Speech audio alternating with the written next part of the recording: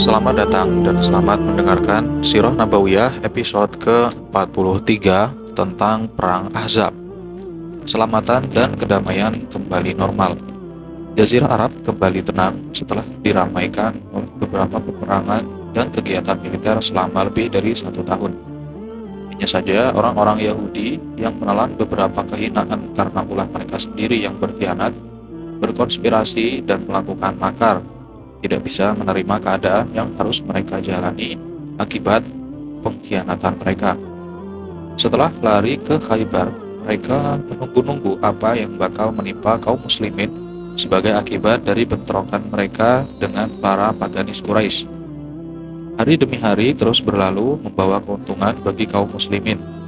Pamor dan kekuasaan mereka semakin mantap, karena itu orang-orang Yahudi semakin dibakar amarah. Mereka kembali merancang konspirasi baru terhadap orang-orang Muslim dengan menghimpun pasukan sebagai persiapan untuk menyerang agar tidak lagi memiliki sisa kehidupan setelah itu. Karena belum berani menyerang kaum Muslimin secara langsung, mereka merancang dan melaksanakan langkah ini secara sembunyi-bunyi dan hati-hati. 20 pemuka Yahudi dari Bani Nadir mendatangi Quraisy di Mekah. Mereka mendorong orang-orang Quraisy agar menyerang Rasulullah dan berjanji akan membantu serta mendukung rencana tersebut. Quraisy menyambutnya dengan senang hati, apalagi sebelumnya mereka tidak berani memenuhi janji berperang di Badar untuk kali kedua. Maka mereka melihat ini merupakan kesempatan yang baik untuk mengembalikan nama mereka. Selanjutnya 20 orang pemuka Yahudi itu pergi ke Ghatafan dan mengajak mereka seperti ajakan yang diserukan kepada orang-orang Quraisy. Ajakan ini mendapat sambutan yang baik. Kemudian para utusan Yahudi itu berkeliling ke berbagai kabilah Arab dengan ajakan yang sama, dan semuanya memberikan respon yang baik. Inilah langkah awal yang dirancang orang-orang Yahudi dengan menghimpun orang-orang kafir untuk menyerang Rasulullah dan menghentikan dakwah Islam agar tidak berjalan mulus. Benar ternyata dari arah selatan, pasukan yang terdiri dari Quraisy, Kinanah, dan sekutu-sekutu mereka dari penduduk Tihamah bergerak di bawah komando Abu Sufyan. Jumlah mereka adalah 4.000 prajurit. Bani Sulaim dari Maru Az-Zahran juga bergabung bersama mereka. Sedangkan dari arah timur ada kabilah-kabilah Ghatafan yang terdiri dari Bani Fazarah yang dipimpin oleh Uyainah bin Hisn, Bani Murrah yang dipimpin oleh Al-Haris bin Auf, Bani Ashja yang dipimpin Mis'ar bin Rukhailah, Bani Asad, dan lain-lainnya. Pasukan gabungan tersebut bergerak ke arah Madinah secara serentak seperti yang telah mereka sepakati bersama. Dalam beberapa hari saja di sekitar Madinah sudah berhimpun pasukan musuh yang besar. Jumlahnya mencapai 10.000 prajurit. Itulah pasukan yang jumlahnya lebih banyak daripada seluruh penduduk Madinah, termasuk anak-anak, wanita, dan orang-orang tua. Jika pasukan besar yang sedang berhimpun di sekitar Madinah tersebut melakukan serangan secara tiba-tiba dan serentak, sulit dibayangkan apa yang bakal terjadi dengan eksistensi kaum muslimin. Bahkan kemungkinan mereka akan tercabut hingga ke akar-akarnya. Akan tetapi, kepemimpinan Madinah tak pernah terpejam sekejap pun. Segala faktor dipertimbangkan sedemikian rupa secara matang dan segala gerak tak lepas dari pantauan. Sebelum pasukan musuh beranjak dari tempatnya, informasi tentang rencana mereka pun sudah tercium di Madinah. Rasulullah segera menyelenggarakan majelis tinggi permusyawaratan untuk menampung rencana pertahanan di Madinah. Setelah anggota majelis saling bertukar pendapat, mereka sepakat untuk melaksanakan usulan yang disampaikan seorang sahabat yang cerdik, yaitu Salman Al-Farisi. Dalam hal ini, Salman berkata, "Wahai Rasulullah, dulu jika kami orang-orang Persia sedang dikepung musuh, kami membuat parit di sekitar kami. Ini merupakan langkah yang sangat bijaksana yang sebelumnya tidak pernah dikenal bangsa Arab." Rasulullah segera melaksanakan rencana itu. Setiap 10 orang laki-laki diberi tugas untuk menggali parit sepanjang 40 hasta. Dengan giat dan penuh semangat, kaum muslimin menggali parit yang panjang. Rasulullah terus-menerus membangkitkan semangat mereka dan juga terjun langsung di lapangan. Di dalam Sahih Al-Bukhari disebutkan dari Sahal bin Sa'ad bahwa ia berkata, kami bersama Rasulullah di dalam parit. Orang-orang sedang giat menggalinya. Rasulullah di dalam parit, orang-orang sedang giat menggalinya, kami mengusung tanah di atas pundak kami. Beliau bersabda, tidak ada kehidupan selain kehidupan akhirat. Ampunilah dosa orang-orang Muhajirin dan Ansor. Anas meriwayatkan Rasulullah pergi ke parit pada pagi hari yang sangat dingin saat orang-orang Muhajirin dan Ansor sedang menggali parit. Mereka tidak mempunyai seseorang yang bisa diupah untuk pekerjaan ini. Beliau tahu bahwa perut mereka kosong dan juga letih.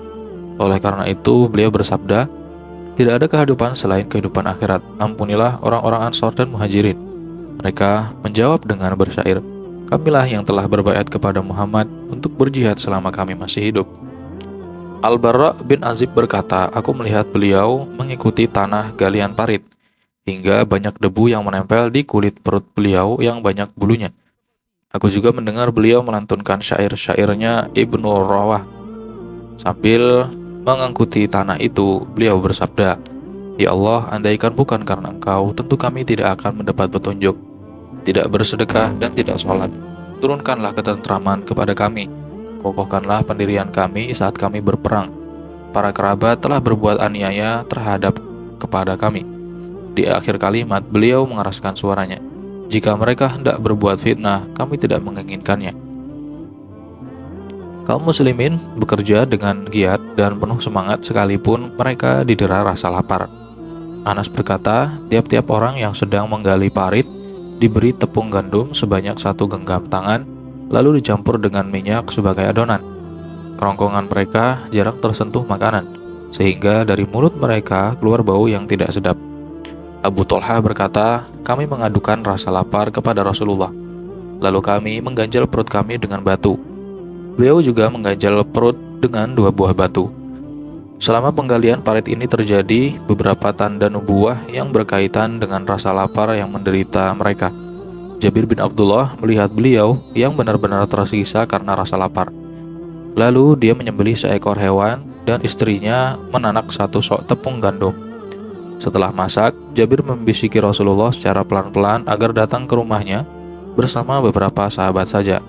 Namun beliau justru berdiri di hadapan semua orang yang sedang menggali parit yang jumlahnya ada 1.000 orang. Lalu mereka melahap makanan yang tak seberapa banyak itu hingga semua kenyang. Bahkan masih ada sisa dagingnya. Begitu pula adonan tepung untuk roti. Saudari An-Nu'man bin Bashir datang ke tempat penggalian parit sambil membawa kurma segenggam tangan untuk diberikan kepada ayah dan pamannya. Ketika itu Rasulullah lewat di dekatnya dan meminta kurma tersebut.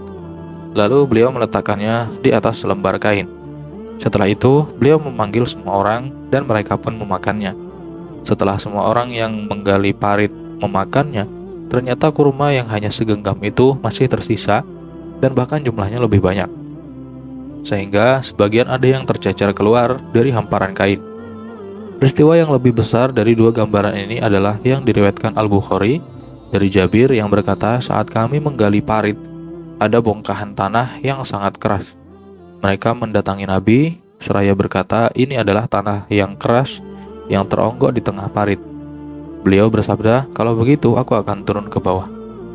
Setelah turun, beliau berdiri tegak dan terlihat perut beliau yang diganjal batu. Sebelumnya kami bertiga sudah mencoba untuk mengatasinya, namun tidak mampu. Lalu beliau mengambil sekop dan memukul onggokan tanah yang keras itu hingga hancur berkeping-keping menjadi pasir.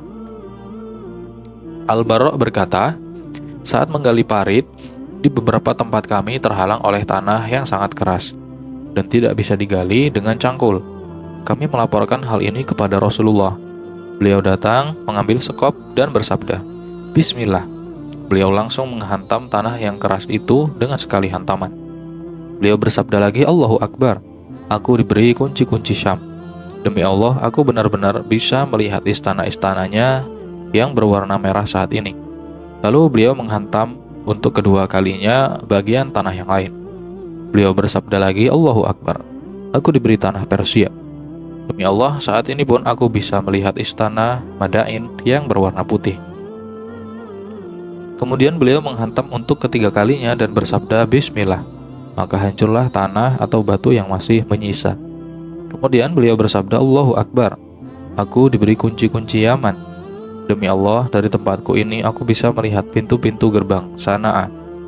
Ibnu Ishaq juga meriwayatkan yang serupa dengan ini dari Salman Al-Farisi.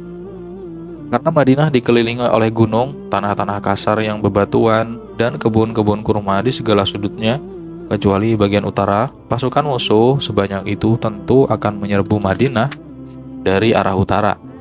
Sebagai pemegang pucuk pimpinan militer, beliau tahu betul hal ini. Untuk itu, parit digali di bagian ini. Kaum muslimin terus-menerus menggali parit tanpa henti sepanjang siang. Sedangkan pada sore harinya, mereka pulang ke rumah menemui keluarga. Sehingga penggalian parit menjadi sempurna seperti rencana semula. Sebelum pasukan Paganis yang tak terkira banyaknya itu tiba di pinggiran Madinah. Pasukan sekutu yang berkekuatan 4.000 personil, 3 di Mujtama'ul Ashal di daerah Rumat, tepatnya antara Juruf dan Za'abah. Sementara itu, kabilah Ghatafan dan penduduk Najd yang berkekuatan 6.000 personil tiba di Zanab Naqami di dekat Uhud. Kemudian Allah berfirman, "Walamma ra'al mu'minuna al-ahzaba qalu hadza ma wa'adana Allah wa rasuluhu wa sadaqallahu wa rasuluhu wa ma zadahum illa imana wa taslima." Dan tatkala orang-orang mukmin melihat golongan-golongan yang bersekutu itu, mereka berkata, "Inilah yang dijanjikan Allah dan Rasulnya kepada kita, dan benarlah Allah dan Rasulnya, dan yang demikian itu tidaklah menambah kepada mereka kecuali iman dan ketundukan." Quran Surat Al-Ahzab ayat 22. Tetapi orang-orang munafik dan orang-orang yang berhati lemah langsung menggigil ketakutan ketika mereka melihat pasukan yang besar tersebut. Sehubungan dengan ini, Allah berfirman, "Wa idh yaqulul munafiquna walladzina fi qulubihim marad ma wa'adana Allah wa rasuluhu illa ghurura." Dan ingatlah ketika orang-orang munafik dan orang-orang yang berpenyakit dalam hatinya berkata, Allah dan Rasulnya tidak menjanjikan kepada kami melainkan tipu daya. Quran Surat Al-Ahzab ayat 12. Rasulullah berangkat dengan kekuatan 3.000 personil. Di belakang punggung mereka ada gunung Sal'un yang dapat dijadikan sebagai pelindung. Sedangkan parit membatasi posisi mereka dengan pasukan musuh. Madinah diwakilkan kepada Ibnu Ummi Maktum. Para wanita dan anak-anak ditempatkan di rumah khusus sebagai perlindungan bagi mereka. Ketika orang-orang musyrik hendak melancarkan serbuan ke arah kaum muslimin dan Madinah, ternyata mereka harus berhadapan dengan parit. Karena itu, mereka memutuskan untuk mengepung kaum muslimin. Namun, mereka berangkat dari Mekah bukan untuk pengepungan. Menurut mereka, penggalian parit tersebut merupakan siasat perang yang sama sekali belum dikenal di masyarakat Arab. Karena itu, mereka juga tidak pernah memperhitungkannya sama sekali. Orang-orang musyrik hanya bisa berputar-putar di dekat parit dengan kemarahan yang menggelegak. Mereka terus mencari-cari titik lemah yang bisa dimanfaatkan. Orang-orang muslim terus-menerus mengawasi gerakan musuh yang berputar-putar di seberang parit sambil melemparkan anak panah agar mereka tidak sampai mendekati parit. Bila mereka nekat, akan menyeberang atau menimbunnya dengan tanah, lalu menjadikannya sebagai jalur penyeberangan. Para penunggang kuda dari pasukan Quraisy merasa jengkel karena hanya diam di sekitar parit tanpa ada kejelasan bagaimana kelanjutan dari pengepungan itu. Cara seperti ini sama sekali bukan kebiasaan mereka. Lalu muncul sekelompok orang di antara mereka seperti Amir bin Abdi Wud, Ikrimah bin Abu Jahal, Dirar bin Al-Khattab, dan lain-lainnya yang mendapatkan lubang parit yang lebih sempit. Kemudian mereka terjun melewati bagian parit ini, lalu memutar kuda mereka ke bagian yang agak lembab antara parit dan gunung Sal'un. Ali bin Abi Thalib bersama beberapa orang muslim langsung mengepung daerah yang dapat dilewati beberapa orang musyrik itu. Amr bin Abdi Wud menantang untuk adu tanding 1 lawan 1. Tantangannya ini diladeni Ali bin Abi Thalib, dan Ali juga melontarkan ungkapan yang membuat Amr sangat marah. Amr yang termasuk salah seorang prajurit musyrikin yang pemberani dan pahlawan mereka, turun dari kuda sambil mengumpat kudanya sendiri dan menempeleng mukanya. Kemudian dia berhadapan dengan Ali. Keduanya berputar-putar lalu bertanding dengan seru, hingga Ali dapat membunuhnya. Sementara yang lain juga merasa terdesak, lalu mereka terjun ke parit dan melarikan diri. Mereka benar-benar ketakutan, bahkan Ikrimah bin Abu Jahal meninggalkan tombaknya. Beberapa hari sudah berlalu dan orang-orang musyrik terus berusaha melewati parit atau membuat jalur penyeberangan.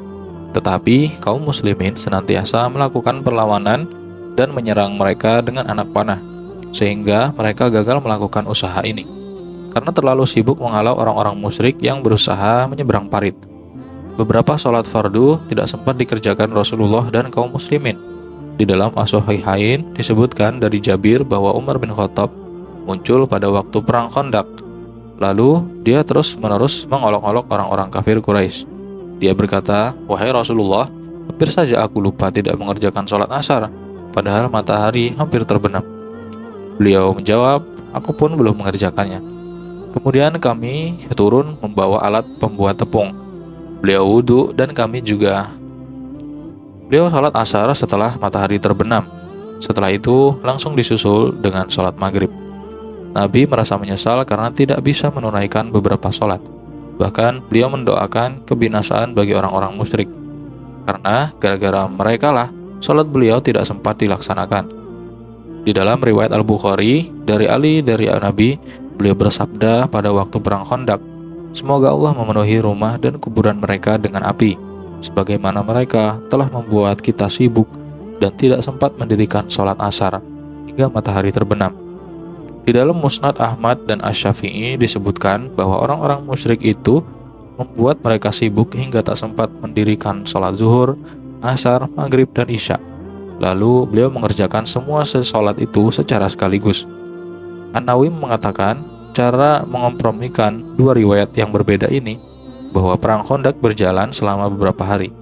Jamak yang pertama, maghrib dan isya, dilakukan pada satu kesempatan. Sedangkan jamak yang kedua, yaitu zuhur, asar, maghrib, dan isya, dilakukan pada kesempatan lain lagi. Dari sini dapat disimpulkan bahwa upaya yang dilakukan orang-orang musyrik untuk menyeberangi parit dan upaya kaum muslimin menahan mereka berjalan hingga beberapa hari, karena ada parit yang menghalangi kedua pasukan. Tidak sampai terjadi pertempuran dan adu senjata secara langsung. Peperangan terbatas hanya dengan melepaskan anak panah. Meski demikian, ada beberapa orang dari kedua belah pihak yang menjadi korban, yaitu 6 orang dari kaum muslimin dan 10 kaum musyrikin. Di samping itu, ada 1 atau 2 orang yang terbunuh karena tebasan pedang. Dalam usaha melakukan serangan dengan melepaskan anak panah tersebut, Sa'ad bin Mu'az juga terkena hujaman anak panah hingga memutuskan urat tangannya. Yang melepaskan anak panah hingga mengenainya adalah seorang laki-laki dari Quraisy yang bernama Habban bin Qais bin Al-Ariqah. Saat itu pula Sa'ad memanjatkan doa, "Ya Allah, Kau tahu bahwa tak seorang pun yang lebih kucintai daripada berjihad karenamu, melawan orang-orang yang mendustakan Rasul dan yang telah mengusirnya. Ya Allah, aku mengira Engkau telah menghentikan peperangan antara kami dan mereka. Jika memang Engkau masih menyisakan sedikit peperangan melawan orang-orang Quraisy, berikanlah sisa kehidupan kepadaku untuk menghadapi mereka, agar aku bisa memerangi mereka karenamu. Jika memang Engkau sudah menghentikan peperangan, kobarkanlah lagi peperangan itu, agar aku bisa mati dalam peperangan." Pada akhir doanya dia berkata, "Janganlah Engkau mematikan aku hingga aku merasa senang setelah memerangi Bani Quraidah." Pada saat orang-orang muslim menghadapi situasi perang yang amat keras ini, ular-ular berbisa yang biasa melakukan konspirasi dan berkhianat sedang menggeliat di dalam lubangnya, siap menyemburkan bisanya ke tubuh orang-orang muslim. Tokoh penjahat Bani Nadir, Huyai bin Akhtab, datang ke perkampungan Bani Quraidah. Dia menemui Ka'ab bin Asad al-Qurazi, pemimpin Bani Quraidah, sekutu dan rekannya. Padahal dia sudah membuat perjanjian dengan Rasulullah untuk tidak menolong siapapun yang hendak memerangi beliau. Huyai menggedor pintu benteng Ka'ab, namun Ka'ab tidak mau membukakan pintu. Setelah Huyai mendesak terus-menerus, pintu pun dibukakan. Huyai berkata, "Wahai Ka'ab, aku menemuimu dengan membawa kejayaan masa lalu dan lautan yang mempesona. Aku datang kepadamu bersama Quraisy, pemimpin dan pemuka mereka. hingga aku menyuruh mereka bermarkas di Majma'ul Ashal di daerah Rumat. Sementara itu, Ghatafan dengan semua pemimpinnya kusuruh bermarkas di Zanab Nakomi di dekat Uhud.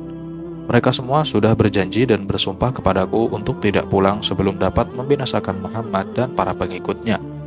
Ka'ab menjawab, "Demi Allah, kau datang kepadaku sambil membawa kehinaan masa lalu dan awan yang kering. Awan itu mengeluarkan kilat dan suara petir, tapi kosong melompong. Celaka engkau, wahai Huyai, tinggalkan aku dan urusanku. Aku tidak melihat diri Muhammad, melainkan sosok orang yang jujur dan menepati janji." Huyai terus-menerus membujuk dan merayu Ka'ab, hingga akhirnya Huyai bersumpah atas nama Allah dan berjanji, jika orang-orang Quraisy dan Ghatafan mundur, mereka tidak jadi menyerang Muhammad. Aku akan bergabung denganmu di dalam bentengmu dan aku siap menanggung akibatnya bersamamu. Akhirnya Ka'ab bin Asad melanggar perjanjian yang telah disepakatinya. Dia sudah melepaskan ikatan dengan kaum muslimin. Dia bergabung dengan orang-orang musyrik untuk memerangi kaum muslimin. Saat itu juga orang-orang Yahudi bangkit untuk memerangi kaum muslimin. Ibnu Ishaq mengisahkan Sofiyah binti Abdul Muthalib berada di dalam satu bilik benteng yang dikhususkan bagi para wanita muslimah dan anak-anak yang dijaga Hasan bin Sabit. Sofiyah menuturkan kejadian saat itu. Ada seorang laki-laki Yahudi melewati tempat kami, lalu mengelilingi benteng. Sementara semua Yahudi Bani Quraizoh maju untuk berperang dan melanggar perjanjian yang sudah disepakati dengan Rasulullah. Tidak ada kaum muslimin yang menjaga kami, karena beliau dan semua orang muslim sedang berhadapan dengan musuh. Tidak mungkin mereka mundur ke tempat kami dan meninggalkan pos mereka jika ada orang yang menyerang kami. Kukatakan kepada Hasan, "Wahai Hasan, seperti yang engkau lihat, orang Yahudi itu mengitari benteng. Demi Allah, aku merasa tidak aman jika dia menunjukkan titik lemah kita dari arah belakang ini kepada orang-orang Yahudi. Sedangkan Rasulullah dan para sahabat tidak sempat lagi mengurusi kita. Hampirilah orang itu dan bunuhlah dia." Hasan menjawab, "Demi Allah, engkau tahu sendiri aku bukanlah orang yang mahir dalam masalah membunuh." Sofiyah berkata, "Aku lalu mengingat pinggangku dan mengambil sepotong tiang penyangga, lalu turun dari benteng untuk menghampiri orang Yahudi itu. Potongan tiang itu kupukulkan ke tubuhnya hingga mati. Setelah itu aku kembali lagi ke benteng. Aku berkata kepada Hasan, 'Wahai Hasan, turunlah dari benteng dan ikatlah dia. Kalau bukan karena dia seorang laki-laki, tentu sudah kuikat sendiri.' Hasan bin Sabit berkata, 'Aku rasa aku tak perlu lagi mengikatnya.'" Tindakan yang berani dari bibi Rasulullah ini mempunyai pengaruh yang sangat kuat untuk menjaga para wanita dan anak-anak kaum muslimin. Setelah selama itu orang-orang Yahudi menduga rumah penampungan dan benteng bagi para wanita dan anak-anak dijaga ketat pasukan kaum muslimin. Padahal sejatinya tidak terjaga sama sekali. Karena dugaan itu, mereka tidak berani melakukan serangan ke benteng tersebut. Mereka juga tidak berani terang-terangan melakukan serangan terhadap kaum muslimin. Mereka hanya mengulurkan bantuan kepada pasukan orang-orang kafir dengan memasok bahan makanan. Tetapi pasukan itu juga bisa diambil orang-orang muslim sebanyak 20 unta. Kabar tentang tindakan orang-orang Yahudi ini didengar Rasulullah dan orang-orang muslim. Seketika itu pula beliau ingin mengecek kebenarannya. Untuk itu beliau hendak meminta keterangan langsung dari Bani Quraizoh agar segera dapat diambil tindakan secara militer. Beliau mengutus Sa'ad bin Mu'az, Sa'ad bin Ubadah, Abdullah bin Rahwah, dan Khawat bin Jubair. Beliau bersabda kepada para utusan, "Pergilah ke sana dan cari tahu, benarkah kabar yang kita dengar dari mereka ini ataukah tidak? Jika kabar itu benar, beritahukan hanya kepadaku melalui isyarat saja, agar tidak mematahkan semangat orang-orang. Jika mereka masih menepati perjanjian, kalian boleh memberitahukannya kepada orang-orang." Ketika telah sampai di tempat tujuan, para utusan mendapatkan keadaan yang jauh lebih jahat dari gambaran semula. Orang-orang Yahudi itu secara terang-terangan mencemooh dan memperlihatkan permusuhan. Dan bahkan mereka juga mengejek Rasulullah. Mereka mengatakan, "Siapa itu Rasulullah? Tidak ada perjanjian antara kami dan Muhammad, dan juga tidak ada ikatan apa-apa." Para utusan itu pulang, lalu mengisyaratkan keadaan mereka kepada Rasulullah dengan berkata, "Adol dan Korah." Artinya, orang-orang Yahudi itu seperti Bani Adol dan Korah yang melanggar perjanjian. Sekalipun para utusan itu sudah berusaha menyembunyikan kenyataan yang terjadi, sebagian kaum muslimin bisa mengetahuinya. sehingga mereka merasa bahwa keadaannya benar-benar amat gawat. Ini merupakan situasi yang sangat rawan yang pernah dihadapi kaum muslimin. Antara posisi mereka dan posisi Yahudi Bani Quraisyah tidak ada penghalang sedikit pun, andaikan mereka memukul dari belakang. Sementara di hadapan mereka ada pasukan musuh yang tidak mungkin ditinggalkan.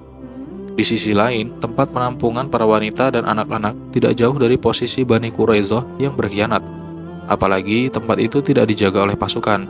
Keadaan mereka telah digambarkan Allah dalam firman-Nya.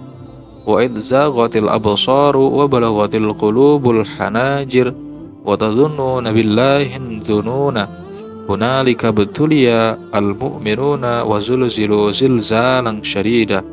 Dan ketika tidak tetap lagi penglihatanmu dan hatimu naik menyesak sampai ke tenggorokan, dan kamu menyangka terhadap Allah dengan bermacam-macam prasangka, disitulah diuji orang-orang mukmin dan digoncangkan hatinya dengan goncangan yang sangat.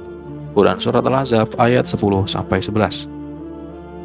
Sikap hipokrit orang-orang munafik juga mulai muncul ke permukaan. Sebagian di antara mereka ada yang berkata, "Kemarin Muhammad berjanji kepada kami bahwa kami akan mengambil harta simpanan Kisra dan Kaisar. Namun hari ini tak seorang pun di antara kami yang merasa aman terhadap dirinya sekalipun hanya untuk buang hajat." Seorang yang lain lagi ada yang berkata kepada sekumpulan kaumnya, "Rumah kami akan menjadi sasaran musuh, maka izinkan kami untuk pergi dari sini dan pulang ke rumah kami, karena rumah kami berada di luar Madinah." Allah berfirman tentang mereka ini, "Wa idh yaqulul munafiquna walladzina fi qulubihim maradun ma wa'adana Allah wa rasuluhu illa ghurura. Wa idh qalat ta'ifatun minhum ya ahla yathriba la muqama lakum farji'un. Wa yasta'adzinu fariqum minhumun nabiyya yaquluna inna buyutana auratu wa ma hiya bi'aurah iyuriduna illa firara." Dan ingatlah ketika orang-orang munafik dan orang-orang yang berpenyakit dalam hatinya berkata, "Allah dan Rasul-Nya tidak menjanjikan kepada kami melainkan tipu daya." Dan ingatlah ketika segolongan di antara mereka berkata, "Hai penduduk Yasrib Madinah, tidak ada tempat bagimu, maka kembalilah kamu." Dan sebagian dari mereka minta izin kepada Nabi untuk kembali pulang dengan berkata, "Sesungguhnya rumah-rumah kami terbuka, tidak ada penjaga." Dan rumah-rumah itu sekali-kali tidak terbuka, mereka tidak lain hanya hendak lari. Quran Surat Al-Ahzab ayat 12-13. Setelah mendengar pengkhianatan Bani Quraisyah, Rasulullah menggelar kainnya lalu tidur telentang. Beliau diam sekian lama hingga kaum muslimin mendapat ujian yang cukup berat. Namun tak lama kemudian ada harapan. Beliau bangkit sambil berseru Allahu Akbar. "Bergembiralah wahai kaum muslimin dengan kemenangan dan pertolongan dari Allah." Kemudian beliau merancang beberapa strategi untuk menghadapi situasi yang sangat rawan ini. Salah satu strategi yang beliau terapkan ialah dengan mengutus beberapa penjaga ke Madinah untuk mengamankan para wanita dan anak-anak. Tetapi sebelumnya harus ada upaya untuk mengacaukan pasukan musuh.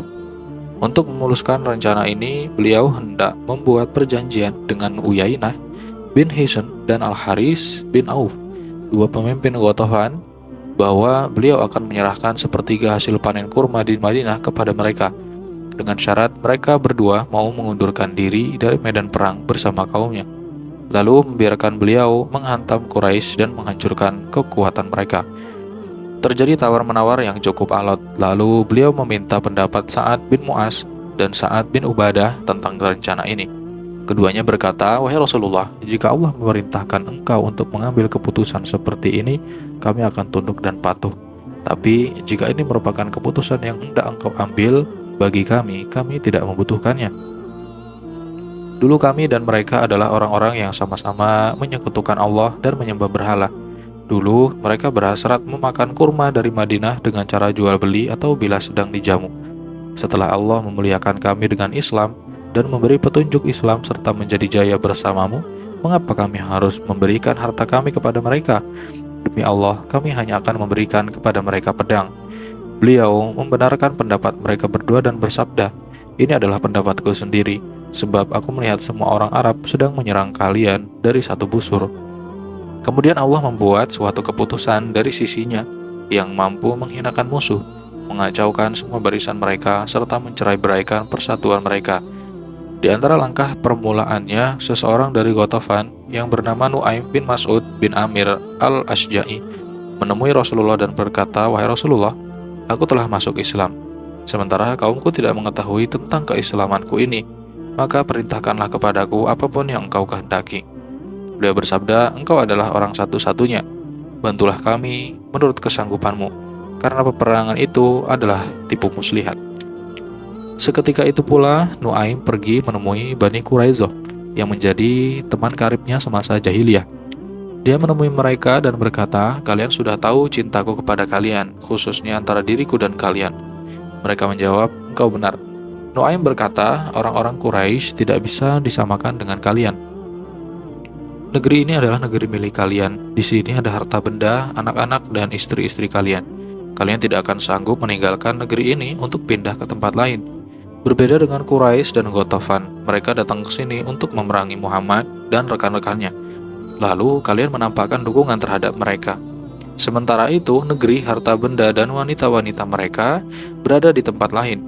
Jika mereka mendapatkan kesempatan, tentu kesempatan itu akan dipergunakan sebaik-baiknya. Namun bila tidak, mereka akan kembali lagi ke negeri mereka dan meninggalkan kalian, dan Muhammad akan melampiaskan dendamnya terhadap kalian.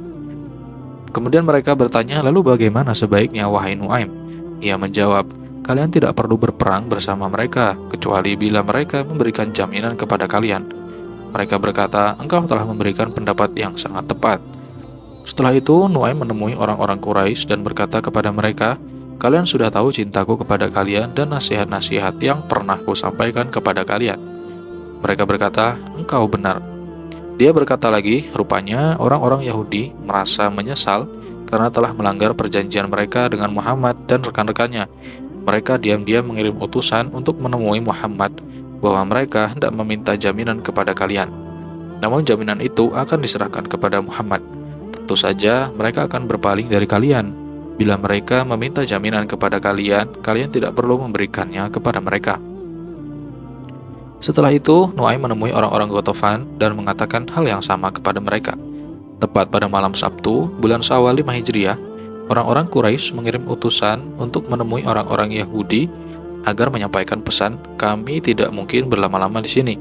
Apabila kondisi unta dan kuda kami sudah banyak yang melemah, maka bangkitlah pada saat itu bersama kami untuk menghabisi Muhammad." Orang-orang Yahudi mengirim utusan kepada kaum Quraisy agar menyampaikan pesan, "Hari ini adalah hari Sabtu, kalian sudah tahu akibat yang menimpa orang-orang sebelum kami karena mereka berperang pada hari ini. Selain itu, kami hanya mau berperang bersama kalian setelah kalian memberikan jaminan kepada kami."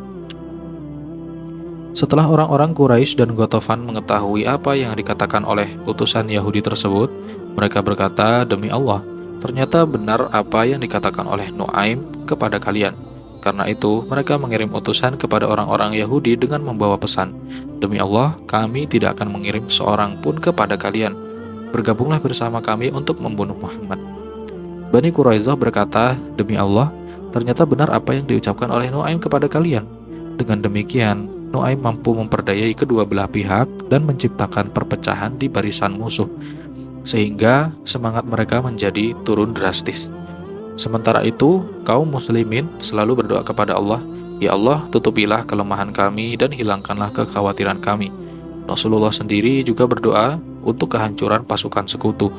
Beliau bersabda, "Ya Allah, yang menurunkan Alkitab dan yang cepat hisabnya, kalahkanlah pasukan musuh.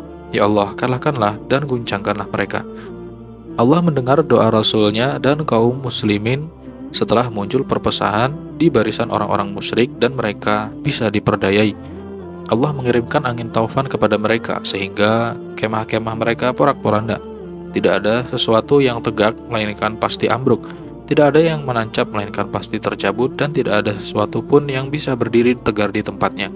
Allah juga mengirim pasukan yang terdiri dari para malaikat yang membuat mereka menjadi gentar dan juga kocar-kacir. Allah menyusupkan ketakutan ke dalam hati mereka. Pada malam yang dingin dan menusuk tulang itu, Rasulullah mengutus Hudzaifah bin Al-Yaman untuk menemui orang-orang Quraisy dan kembali lagi membawa kabar tentang keadaan mereka yang seperti itu.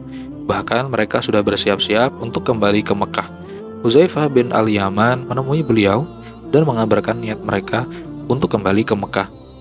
Keesokan harinya, beliau mendapatkan musuh sudah diusir Allah dan hengkang dari tempatnya, tanpa membawa keuntungan apa-apa. Cukuplah Allah yang memerangi mereka, memenuhi janjinya, memuliakan pasukannya, menolong hambanya, dan hanya menimpakan kekalahan kepada pasukan musuh. Setelah itu, beliau kembali ke Madinah. Perang Khandaq ini terjadi pada Syawal 5 Hijriah. Menurut pendapat yang lebih kuat, orang-orang musyrik mengepung Rasulullah dan menyerang kaum muslimin selama sebulan penuh atau mendekati itu. Dengan mengkompromikan beberapa buku rujukan, dapat diambil kesimpulan bahwa permulaan pengepungan pada Syawal dan berakhir pada Zulqa'dah. Menurut riwayat Ibnu Sa'ad, Rasulullah kembali pada hari Rabu, seminggu sebelum habisnya bulan Zulqa'dah. Perang Ahzab tidak mengakibatkan kerugian, tetapi merupakan perang urat syaraf. Tidak ada pertempuran yang menyakitkan dalam peristiwa ini. Tetapi dalam catatan sejarah Islam, ini merupakan peperangan yang sangat menegangkan yang berakhir dengan pelecehan di pihak pasukan musyrikin dan memberi kesan bahwa kekuatan sebesar apapun yang ada di Arab tidak akan sanggup melumatkan kekuatan lebih kecil yang sedang mekar di Madinah. Semua bangsa Arab tidak sanggup menghimpun kekuatan yang lebih besar daripada pasukan Ahzab ini. Oleh karena itu, Rasulullah bersabda, "Ketika Allah sudah mengalahkan pasukan musuh, sekarang kitalah yang menyerang mereka, dan mereka tidak akan menyerang kita. Kitalah yang akan mendatangi mereka."